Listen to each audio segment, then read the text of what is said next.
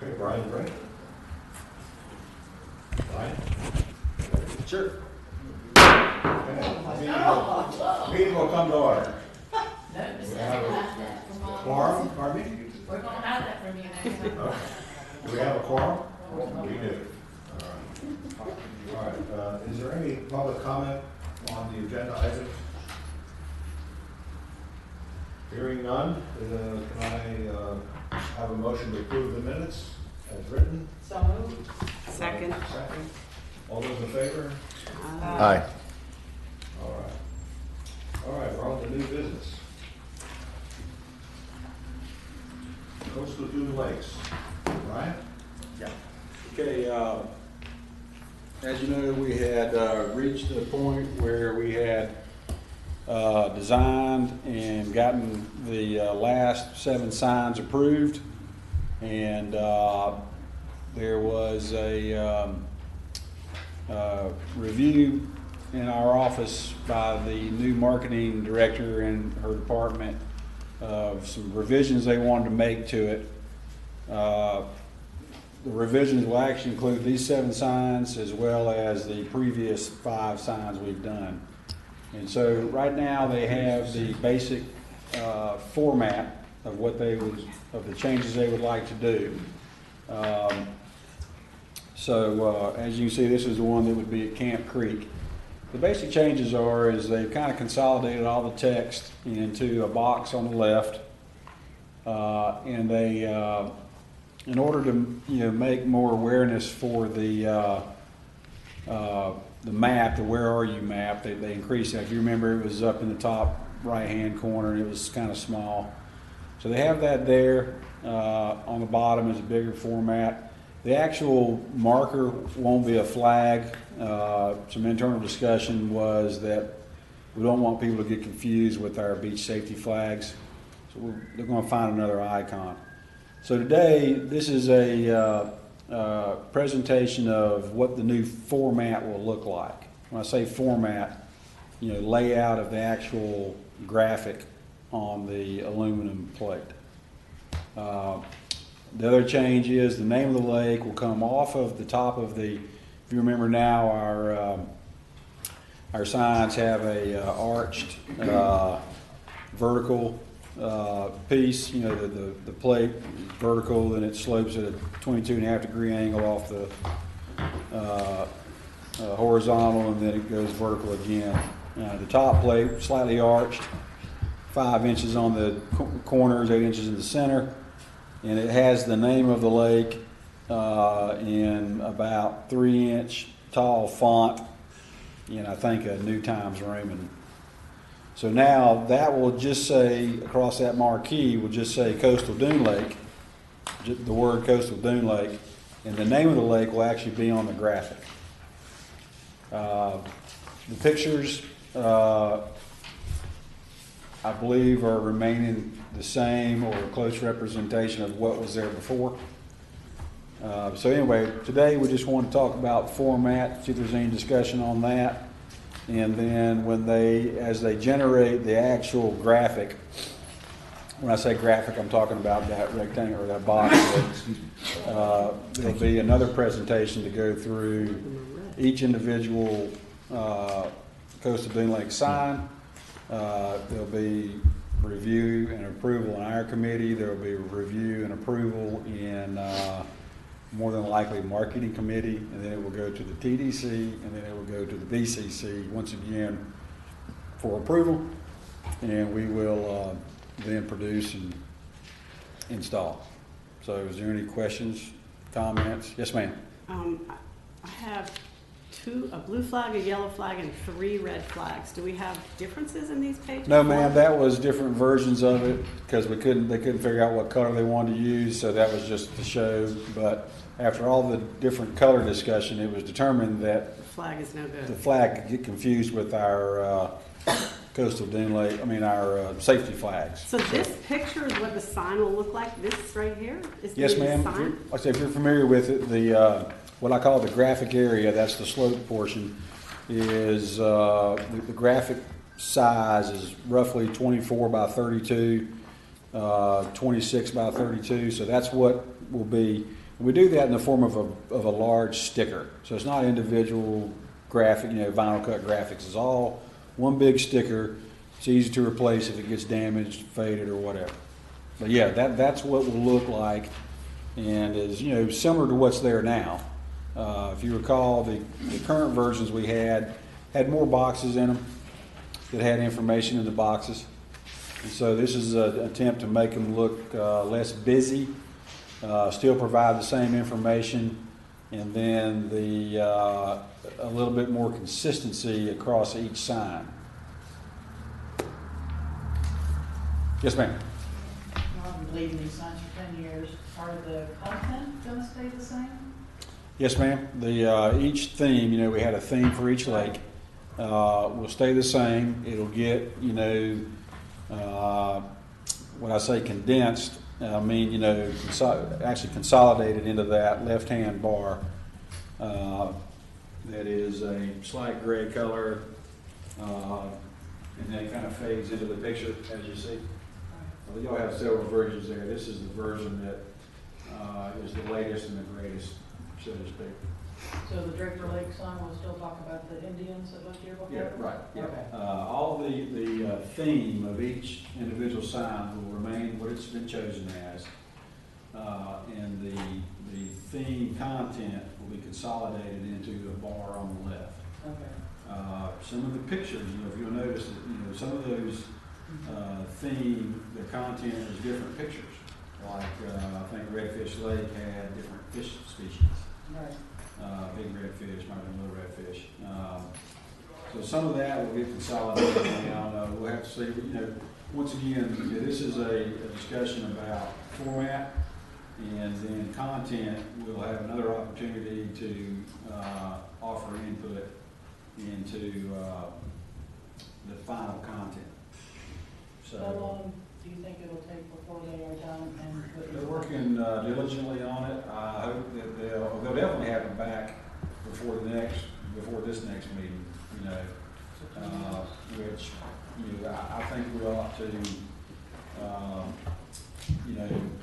accept and wait for that time, because we definitely want to have input, because we're so invested. So another thing was you notice we have our logo on the top too. Before we had our small, our color logo down on that bottom band. That's going to change too, to just say, verbiage instead of logos. Probably the CBA and the Walton County logo will be somewhere incorporated in, but not on that bottom bar. Okay. It got a little busy, and Okay. for whatever reason, that didn't look. It looked like it was added, so they wanted to be, consistency is really the change. Okay. Get it more consistent so that it's each one.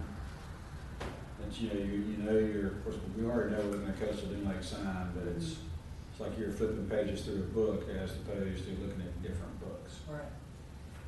I can respect that with your new position, this was something that she felt that she needed to do. Yeah. I just don't like the delay, but the Coastal Dune Lake Advisory Board is okay with the changes. Do what now? The Coastal Dune Lake Advisory Board let me know that they are okay with the changes. Have they notified you? She presented this to them, Yeah. and they are okay. They're okay? Okay, good. Good. No. Like I say, it's a little bit longer wait, but we've been working on this for, since I got started here, and y'all were working on it before I got here. And so, a couple more months ain't gonna kill us. Yeah. In the end, we'll have a product that is suitable to all. So, It'd be great if we could expedite it. yeah. So, like I said, no action taken on this today. Just wanted to, get it before y'all, let you know that this is a new format. And if we're okay with the format, I'll relay that back onto marketing department. So like the sign that was gonna talk about the fish species, will they still have separate pictures of the fish and like the birds and the plants? Are they gonna have the different? That's what I'm waiting to see. Okay, And what I'll do is I receive information, I'll distribute it to all the members of this committee. okay, And I'm assuming that it will also be distributed to Melinda Gates, yes. who will distribute it to, so there'll be we don't have to wait for a committee meeting to offer input. Okay, good. What we will do is at our next meeting, we'll, hopefully massage all this stuff together, and it'll be everybody will be happy. We can then take action on it. At the next meeting, it'll move to the next level. At the same time, we'll go through marketing committee. If you remember the second phase, which was the 4 signs, went through marketing committee. Right. The first one went through just our committee. The second batch went through marketing committee as well. And so, everybody wants to have their thumbprint on it. So the timing might be good when the Western Lake pedestrian bridge is complete to Yeah. move that sign, redo that sign and move it to the walkway? Yeah. Excellent. There's a bump out there, Yes. next to that span. I think that'll probably be an excellent location. The bump out on that easternmost span, right? Yeah, On the it- west side of it. And the other issue is when we do the next phase where the sign is now, that path is all coming out. Right. Yeah. So really you could put a sign at each one of the bridges if you wanted to. We've got plenty of room for them on the observation decks. Yeah. That might be something in the future to do, a sign that explains the bog, Yes. the pitcher plant bog on the north side of Western Lake on that western arm of it. Yes. That they're, State Park is real proud of that Yes, they are. bog restoration, so it's pretty interesting too. So. Okay. Thank you, Don. You bet. Moving on. Okay, any further questions on that subject? No? All right, on old business, the waterways and beach activities ordinance. Brian, do you want to start? Sure. As the BCC adopted the revisions that we had been discussing, since late last year, and that came out in ordinance 2017-05, and the fee structure came out in resolution 2017-06. And sorry. Yeah.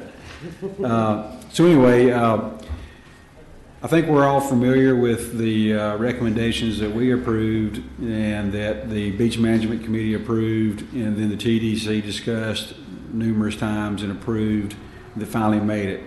And so I don't know if y'all have had a chance to read all these, or this, what's called ordinance 2017-05. Keep in mind that an ordinance is a legislative action. It's actually, converts into what's called municipal code, and that will be under chapter 22, and there's various sections that got revised. If you'd like, we can discuss all of them, or if you are, in the know enough and understand, then we can, move on. Questions or comments, we'd be glad to answer. This is final, correct?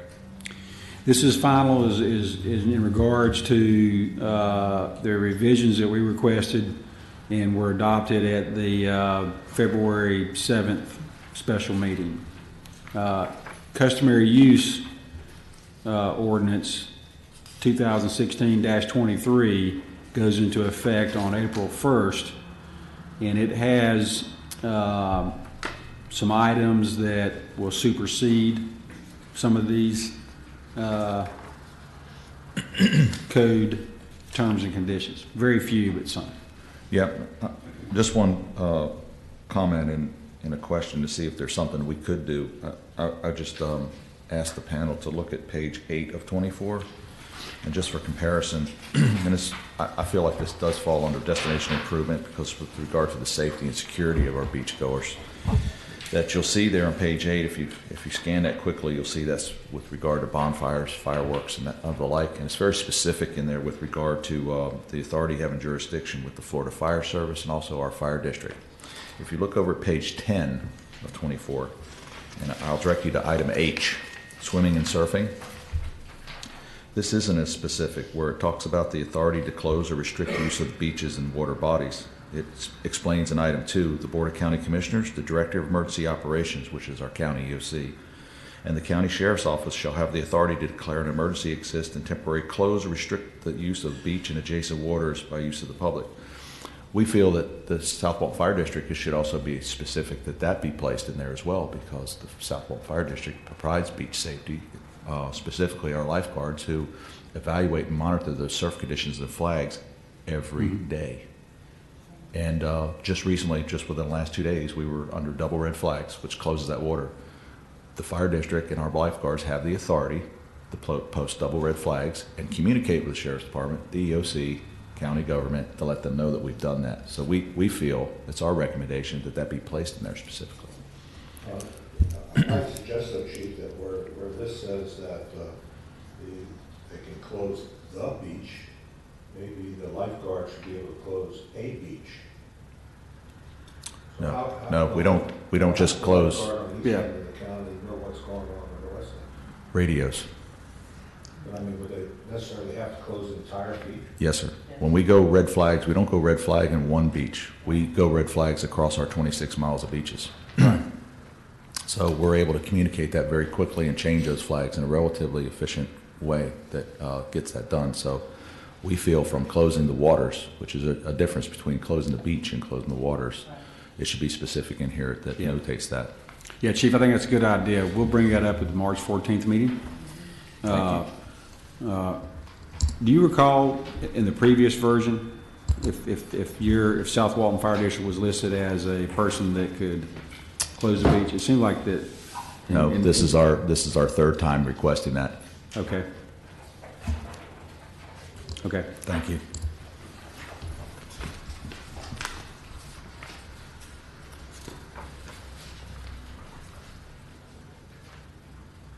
Any further questions, comments? Okay. What about the public? Pardon me? Public comment? Any council comments about anything else? Public comments are next. Public comments? Hearing none? I hear a motion to adjourn. Motion to adjourn. I have a question, if I'm right. Just for clarification. I'm sorry, do you have a comment? Will you come up front, please?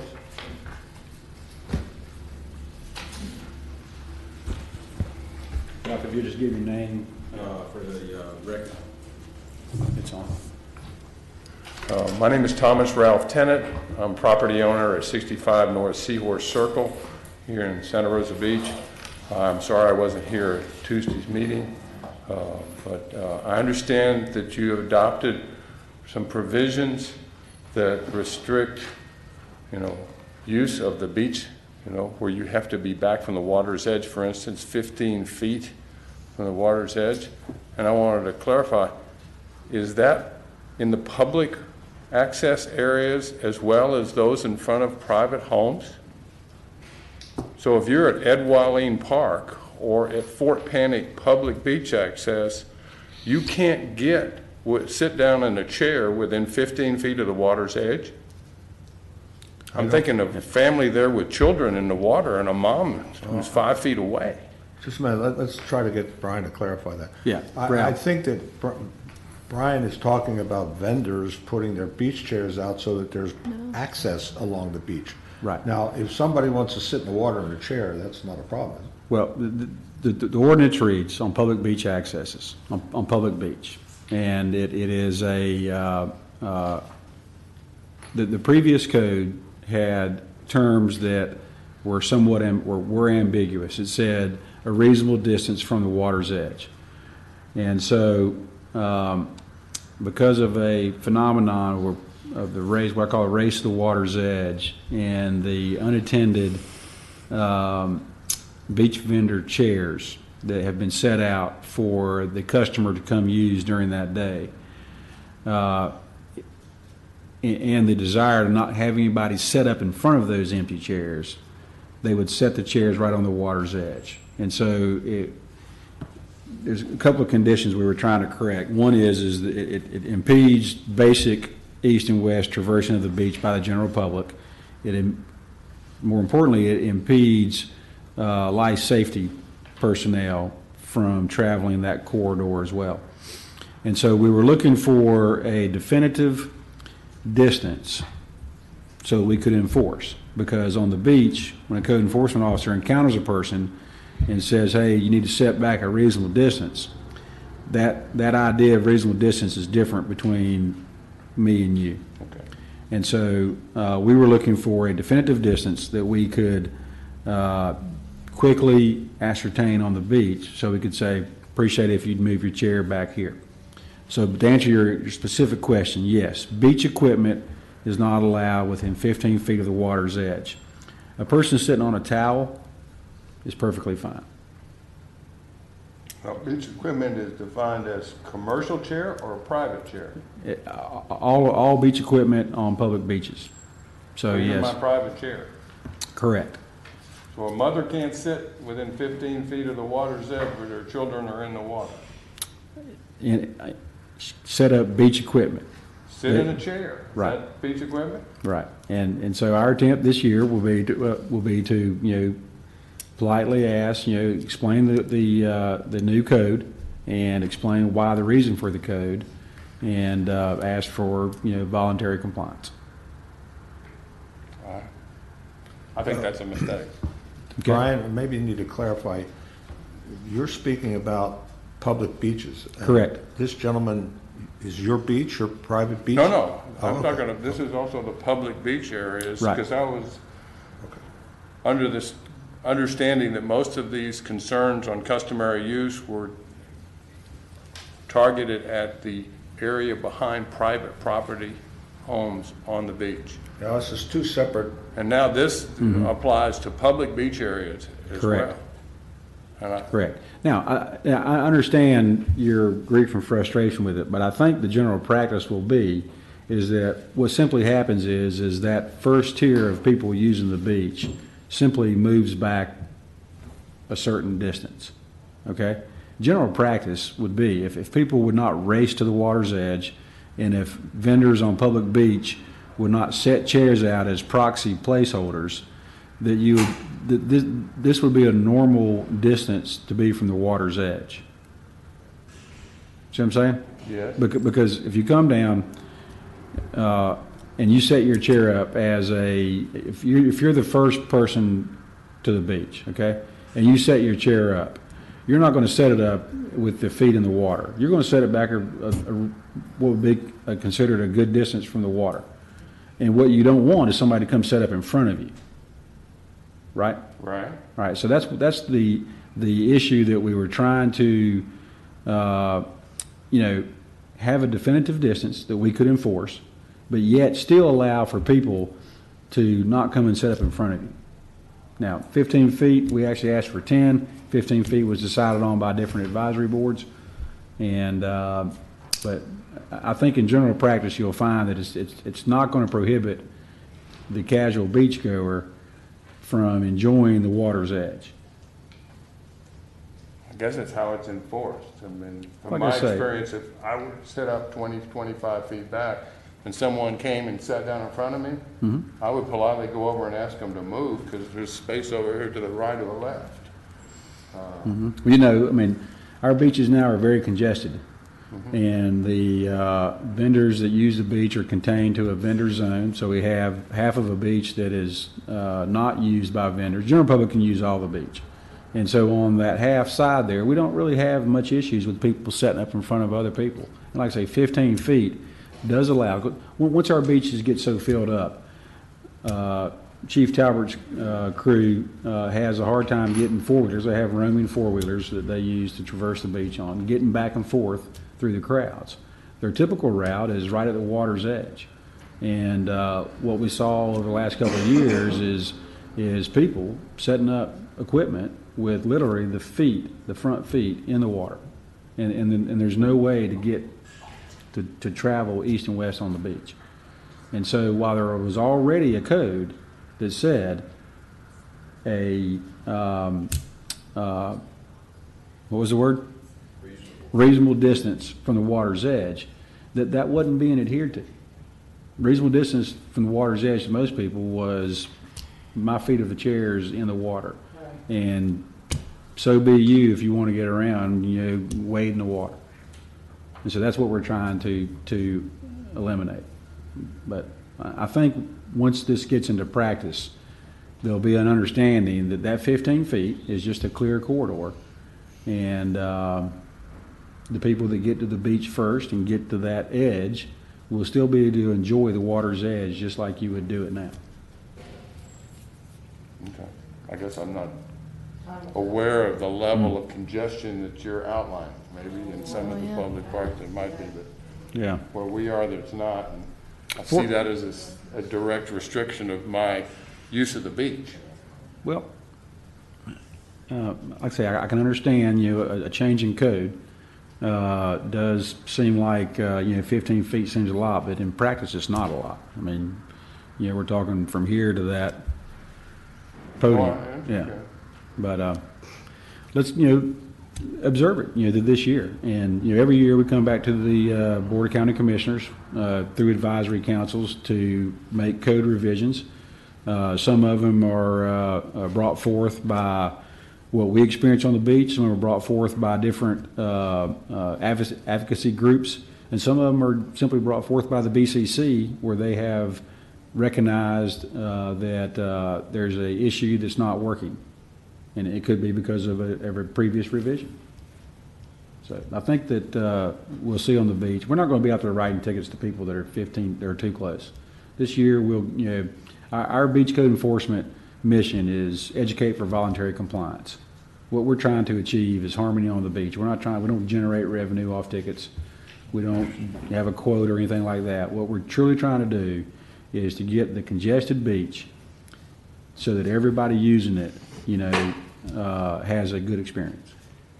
Well, I respect the fact that there needs to be a 15-foot corridor as a right-of-way for the lifeguards and their vehicles, and Right. if you're in the way, you got to get out of the way. Right. The other concern I had was the restriction on the size of the sunshades, to a 6 by 6 by 6, Yes, sir. which is basically the size of an umbrella. Correct. Right. That's the point. Over the last couple of years, the pop-up tents have created a couple of different issues. One of them is they're also used as proxy placeholders. In other words, people come down at 5 a.m. in the morning, set their tent up. A lot of them try to leave them overnight, and they take up a lot of space that could be used by casual beachgoers. The other thing is they're a really large safety item. They're not anchored properly onto the beach, and when the wind blows, they become airborne and tumble over the beach and the people on the beach next to it. You can't see over them, you can't see through them, and so the 6 by 6 by 6, no greater than that restriction, was recognizing that the average pop-up tent, four-legged pop-up tent, is not sold in a version less than 8 by 8. But the county commission and advisory boards didn't want to prohibit young families from being able to have shade for toddlers, infants, elderly. And so there are versions of what I call the fiberglass flexible pole tents that are commonly not greater than 8 by 8. So the attempt was to prohibit an item on the beach that is too large, doesn't serve the best purpose it could, and is dangerous. Well, again, in the beach area that I access, which is access number 42, we do have those, but it's not a problem. And people understand that when the sun goes down, you have to take them home with you. And so it sounds like we got an ordinance to fix the situation where we may have 1 out of 100 cases of a problem. But maybe in the bigger, more populated ones, it's a bigger problem. Right? Yep. Well, actually, we administrate the Leave No Trace program with our beach maintenance crews. And so every night we run a crew down the beach and we pick up the stuff that's left on the beach. Per the code, we're allowed to do that. We collect probably in the neighborhood of 8 to a dozen pop-up tents a night. And what we recognized on the beach over the last 2 years is more and bigger tents. In a lot of cases, tents linked together. You can buy one as big as 12 by 12, Another phenomenon we recognized was a aluminum pole structure that was sort of dome-shaped, that is about 12 by 18, that they were hanging hammocks from. And so, you know, our biggest problem is congestion on the beach. And if people are coming down and reserving portions of the public beach that they use for 3 hours and leave their tent up all day, and in some cases all night, because they simply don't want to carry it back up the beach, then that becomes a problem. So I recognize that on your area of the beach, it may not be as bad as it was on other areas of the beach, but in the codes, you know, we can't partition out sections of the beach to say you can do this here, do that here, because the general user will never be able to figure it out.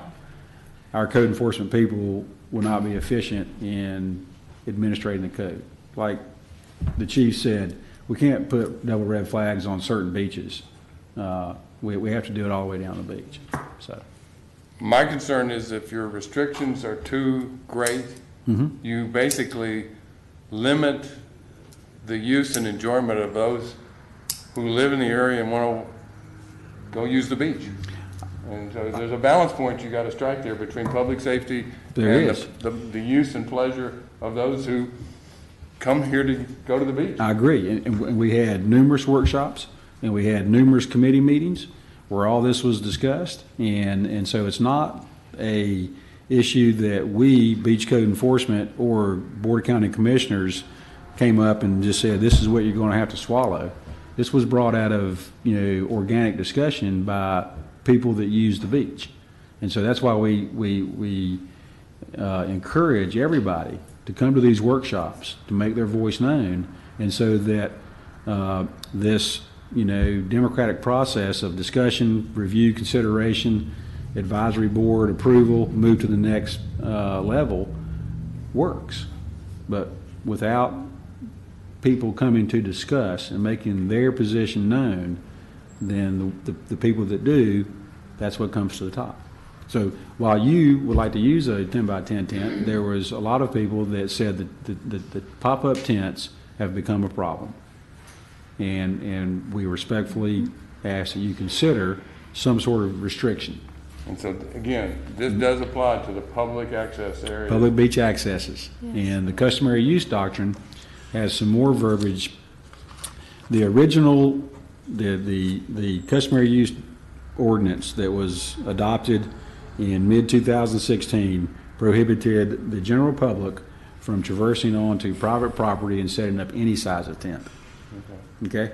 There has now been some additional language brought forth for consideration by an advisory committee that was set up to discuss the customary use doctrine. And that will be discussed at the March 14th meeting. Okay. So like I say, I encourage you to watch the video, or at least a couple of days later, read the meeting minutes. The video is left up there. You know, you can watch it live or you can watch it later on to do it. And like I say, I'll send you this information we discussed before the meeting. And any questions, Ralph, you just give me a call. We'll discuss it more. And we'll also put you on our mailing list to make sure that you know when these meetings happen. Well, I appreciate it. I understand what you're trying to accomplish, but respectfully, I think you've taken a step too far. 10-4. Understood. Yeah, before we adjourn, I want to get an update from Cliff, please. 10-4. Good morning. If I could put my citizen hat on for just a minute. I've lived here for about 22 years, and I got lots of friends that say I'm still not a local. But our beach access, I live on Golf Club Drive. My beach access is next to, at the end of Allen, basically at the end of the Oyster Lake walkover next to Vizcaya. And so there's this fantastic guy that's manager, president, I don't know what he is, of Vizcaya, who loves to cuss in front of kids and run people off of his private beach and all this kind of stuff. And so I've been around and around with this guy for years. And so the determination that I have seen made frequently by the sheriff's department is if you are within 25 feet of the edge of the water, you're good. That guy can't touch you. And so I've seen them haul him off before. I've seen them haul visitors off before. But the answer has always been, if you're within 25 feet, you're good. And so now you've got a restriction, I guess, that's coming through that you have to be 15 feet off the water's edge. But you also have a restriction that says that the sheriff's department has in the past enforced that says you got to be 25 feet, no more than 25 feet if you're going to be on somebody else's private land that they own to the water, so forth. So now you got a 10-foot strip. I mean, you almost need to go to the beach with a tape measure to figure out where you can be in those kind of situations. And it's unfortunate that, you know, that there's crazy people like this guy in some of our neighborhoods, but it is what it is. I would just hate to see a situation where if that got bumped up to 25 feet, for example, the only place the public would be allowed to go would be on your beach accesses. You would literally have no other place that you could possibly go. And so you now will be restricted to essentially a 10-foot piece of land that you will be able to use to set up and not go landward or seaward of that strip, which is, you know, getting to be kind of silly. But I also understand there needs to be some control of what's going on as well. And so I just say that as a concerned citizen, I guess you could say. I know, is that 10 foot, the sheriff's still going to enforce that 10 feet? I don't know. Well, let me respond. The customary use doctrine explains the general public's ability to use property that is controlled privately down to the mean high water line. Okay? It does have other, right now, it simply says you can't put a tent on there. It says you can use it for what's considered customary use, and it has a listing of sunbathing, kayaking, fishing, and all that. The customary use committee that was set up to further discuss what is allowed and what is restricted has come up with a new list of items that are going to be considered on March 14th. But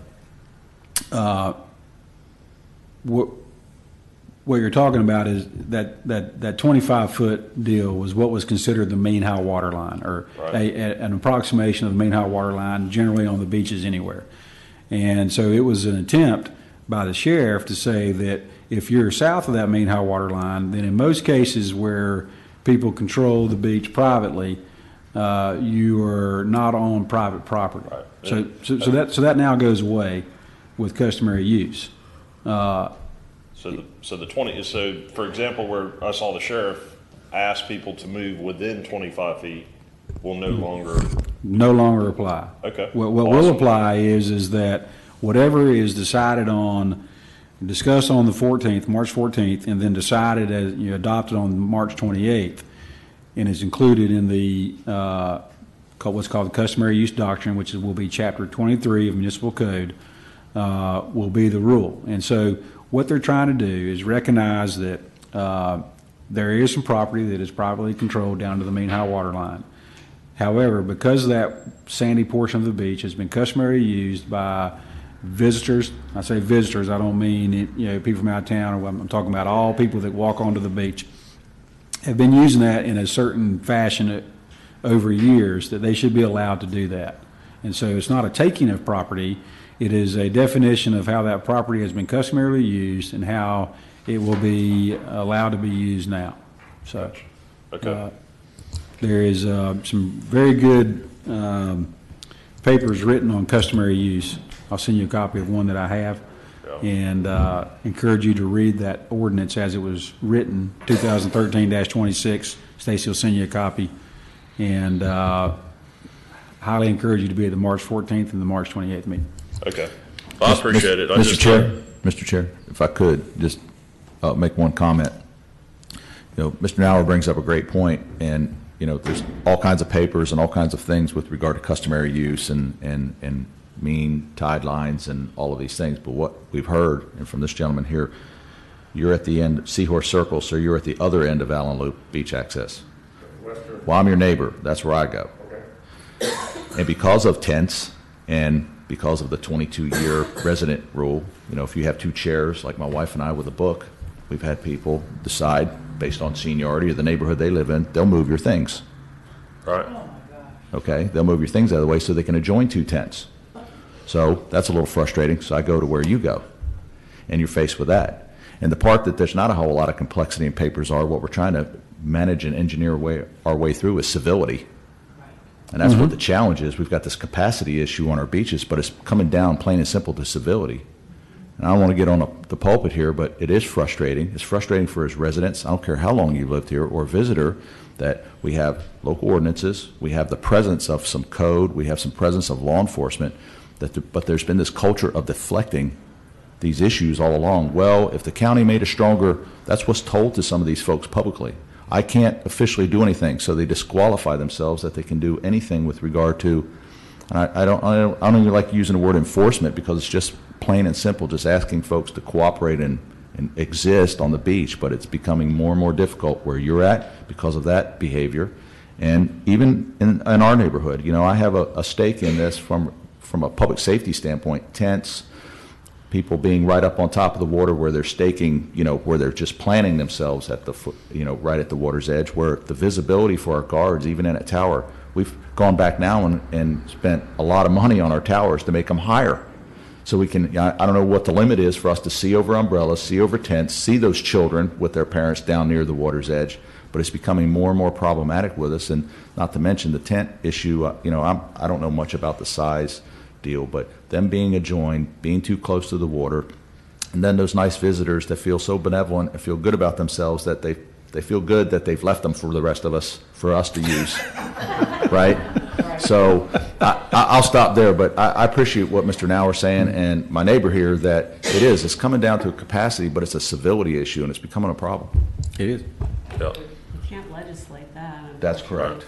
And certainly I do appreciate the guidance and the rulings that you guys have made on the tent rental guys, because when they would come down and set up 40 in a row, 10 feet off the beach, I mean, they basically ate up that entire stretch. And so I commend you guys for what you've done with that. It's been a fantastic difference for sure. So I'll take my citizen hat off and update you on a couple of projects. We talked about lighting on our bike path and our bridges at some length a couple of different times. And just to be on the safe side, we went ahead and put in conduit in all the pile caps that are on the Western Lake bridges. And we also have the pile caps extended a little bit longer so that if and when you ever decided you wanted to put lights on those, it's all ready to go. And so we also did that on Eastern Lake years ago, and I also did it on Big Redfish, and I think I did it on Draper also. And so in anticipation of one day maybe you guys wanting some lighting on your bridges, it's all ready to go in the event that you decide to do that. The contractor's working on the hand railing right now on Western Lake Phase 1, which is the bridges. And our other contractor is working on starting to get down brick pavers on Phase 2, which is the parallel parking in Grayton. And so they're both coming along pretty quick. I think once the Grayton area gets a little more completed and you see the landscaping go in, I think you guys will be real happy with the way it looks. It's going to be fantastic. And so be happy to answer any questions that you got. Cliff, do you have power on the boardwalk in Miramar Beach? Power on the boardwalk in Miramar Beach. Well, I have access to power for sure from my irrigation wells, but it would be easy to light those. It would be actually very easy. So we could put Yeah. curb lighting along the boardwalk. Easily, and also I think when we built that, we put in extra conduit when we did the crossing from where the well is over to the main irrigation. Right. And so I have 2 or 3 extra pieces of conduit there that we could run power to super easy. Yeah. So, thank you. Cliff, on the Phase 2, when will the path be started of Western Lake Bridge project? Parking is well underway. When will the path portion be? Right. So we're looking at making some, we're actually working on some design changes to it right now. We initially had, I think, about 27 power poles that needed to be relocated. Well, back up. initially, we went to the state DEP and the state park system to try to get a 10-foot easement so that the multi-use path could be basically right along the edge of the right-of-way, the north right-of-way, which is the place that it makes the most sense. It's already cleared 20 feet through that area. The DEP came to the decision somehow that that was not in the public's best interest. And so the DEP basically denied our request to run our path along the right-of-way and use any portion whatsoever of state land. And so as a result of that, we had an alternate plan that required moving 26 or 27 power poles at a cost of almost $300,000. And so we're now trying to come up with a new plan that would move somewhere around 10 or 12 power poles. We don't know the new cost yet, but it's going to be significant. And so because we were not able to have the DEP as part of our team, we're going to have a huge part of the cost for that project going towards moving power poles, 2, 3, 4 feet. And so it's unfortunate, but that's kind of where we're at right now. And so when that project's going to start, I can't tell you right now. We do have it permitted. We're probably going to have to get a permit modification because the route's going to change. And so right now, honestly, I couldn't tell you. The good thing about that project is that it really could probably be done just about any time of year because it won't require closing down County Road 30A. They would be working in the north right-of-way the whole time. And so, certainly may not be the best time to do it in the middle of the summer, but it's not a situation where we'd have road closures and lane closures like what we got going on now. So, Is there any consideration for burying the lines underground? The power, it's astronomical. I mean, we discussed that when we $400 a foot, isn't it? Yeah, it's unbelievable. I actually did a study to put power underground on Scenic Gulf Drive, and after about 4 months of working back and forth with the power company, they came up with an estimate of about $14 million to put it underground on Scenic Gulf Drive. And as it turned out, after doing lots of homework, we figured out that out of the $14 million that they wanted, about $6 million of that was directional bores. And so they didn't want to open hole cut anything through the entire, I don't know how many miles that is. It was like 1.8 actually. Well, we had close to 3 miles of it that we were trying to do at that time, but a significant portion of that was for directional bores because they didn't want to open hole cut anything and restore any sod or driveways or grass or anything. And so a big chunk of their cost was the directional bores. And so in a case like this where you actually have plenty of room to dig a trench and bury it without doing directional bores, the cost would probably be less. But for whatever reason, they almost always insist on doing directional bores for the whole thing. And so Which power company is that? that was Gulf Power down there. Yep. And when was that for the study on Scenic Gulf? I did that when I was doing the planning for the improvements that we did down there. And so that would have probably been about maybe 7 years ago or 8 years ago, something in that range. Longer? Okay. I'm getting old. Time flies. Okay, maybe 10 years ago. It's probably much more now. Yeah, right. It's unbelievable. But that section of 30A would look day and night different with those power poles and all those power lines gone. It would be an unbelievable difference. Absolutely. I remember back in the 90s when they dropped the poles in front of Majestic Sun. It's about 110 feet is our frontage of Surfside. They wanted $385,000 to drop those poles. Yeah.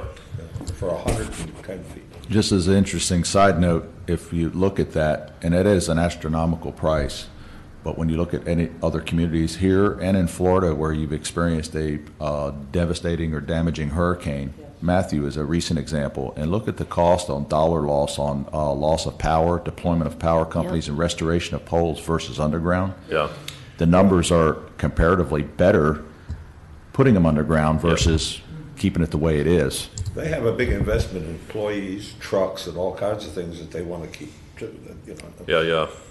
You know, and with 30A being right along the coastline, it would make sense to put it all underground because you would have no power outages. You wouldn't have all the outages that you have right now.